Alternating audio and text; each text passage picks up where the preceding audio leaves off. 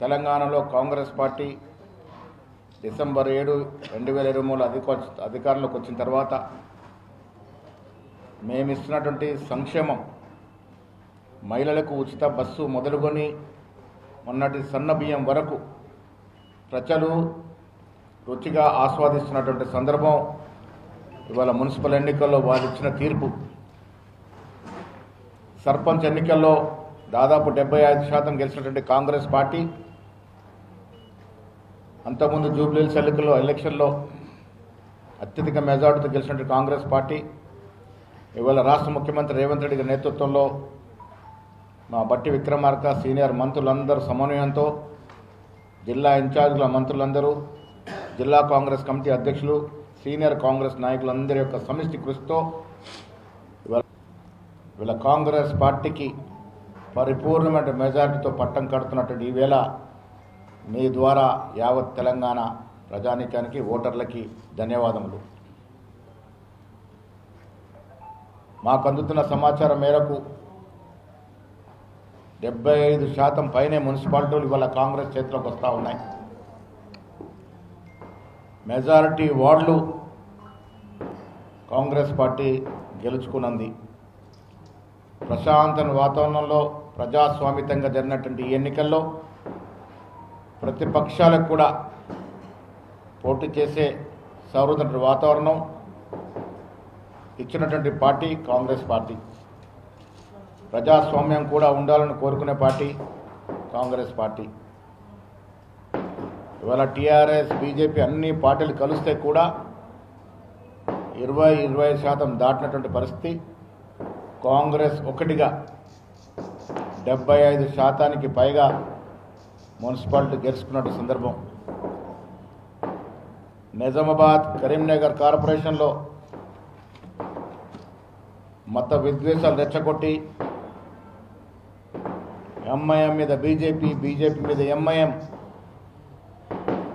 పకడ్బందీగా విమర్శలు గుప్పించి విద్వేషాలు రెచ్చగొడితే కూడా ప్రజలు కాంగ్రెస్ పార్టీకి ఇవ్వాల్సినటువంటి పరిపూర్ణ మద్దతు ఇచ్చినారు. అభివృద్ధి ధ్యేయంగా, సంక్షేమమే ధ్యేయంగా జరిగినట్టు ఈ ఎన్నికల్లో కాంగ్రెస్ పార్టీకి ప్రజలు మద్దతుగా నిలిచినందుకు వారికి ధన్యవాదములు. భవిష్యత్తులో కూడా ఇదే రకమైన సహకారాన్ని ఇవ్వాలి. రాష్ట్ర ముఖ్యమంత్రి రేవంత్ రెడ్డి గారు, నేను, మా సీనియర్ కాంగ్రెస్ మంత్రివర్గ సభ్యులు అందరం కూడా ప్రజల ఆకాంక్షలు, ఆశయాలకు అనుగుణంగా పనిచేస్తూ ఉన్నాం. వచ్చే 3 సంవత్సరాల్లో మీ కోరికకు అనుగుణంగా పనిచేసి మేమిచ్చిన మాట నిలబెట్టుకొని మళ్ళీ సార్వత్రిక ఎన్నికల్లో 100కు పైగా సీట్లు గెలిచి తెలంగాణ ప్రజానీకంతో శబాషి కొట్టిపించుకునే ప్రయత్నంలో ఉన్నాం. రేపు హైదరాబాద్కి జరగబోయే మెగా జిహెచ్ఎంసీ ఎన్నికల్లో కూడా ఇదే రకంగా 75-80% సీట్లు గెలుచుకుంటాం. రాబోయే రోజుల్లో జరిగే ఎంపీటీసీ, జెడ్పీటీసీ ఎన్నికల్లో కూడా కాంగ్రెస్ పార్టీ విజయ డంకా మోగిస్తుందని చెప్పడానికి ఇవాళ మున్సిపల్లో వచ్చిన తీర్పే గట్టి పునాది. ప్రజలు కాంగ్రెస్ పక్షాన ఉన్నారు. రాష్ట్ర ముఖ్యమంత్రి పనితీరు పట్ల, మేమిస్తున్న అభివృద్ధి సంక్షేమం పట్ల తృప్తిగా ఉన్నారని మున్సిపల్ ఎన్నికల ద్వారా మాకు స్పష్టమైన మెజారిటీ ఇచ్చి నిరూపించినటువంటి మాటను కూడా మీ ద్వారా తెలియజేస్తూ మరొక్కసారి తెలంగాణ ప్రజానీకానికి ధన్యవాదాలు. చూస్తూ ఉన్నాం పరిస్థితి, మీరు చూశారు.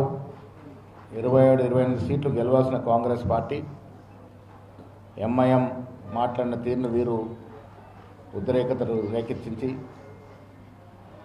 మత విద్వేషాలు రెచ్చగొట్టి కొంత ఓట్లు కొల్లగొట్టుకునే ప్రయత్నం చేశారు.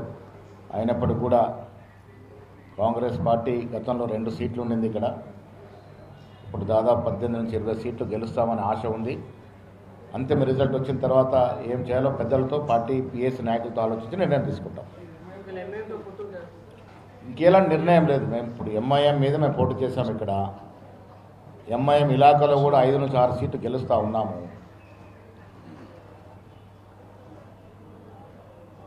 ఎన్నికలు కంప్లీట్ ప్రక్రియ ముగించిన తర్వాత రేపు మా సీనియర్ నాయకులందరితో మాట్లాడిన తర్వాత ఫైనల్ నిర్ణయం తీసుకుంటాం.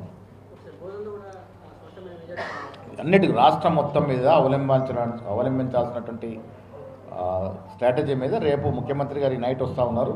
ముఖ్యమంత్రి గారు పార్టీ పెద్దలతో అందరితో మాట్లాడి నిర్ణయం తీసుకుంటాం.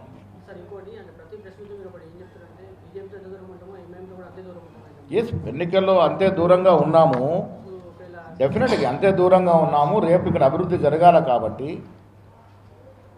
కాంగ్రెస్ పార్టీ ఇక్కడ మేయర్గా ఎన్నికవుతే అభివృద్ధికి నా స్వార్థం, నేను ఈ ప్రాంతం వాడిని కాబట్టి నా ప్రాంతం అభివృద్ధి జరగాలి కాబట్టి ఆ దశగా ఏమైనా మార్పులు చేర్పులు చేసుకోవాలంటే కొంత చేసుకుంటాం, ఆలోచించి తీరుతాం. ఫైనల్ తీర్పు వచ్చాక ఆలోచిద్దాం. Thank you.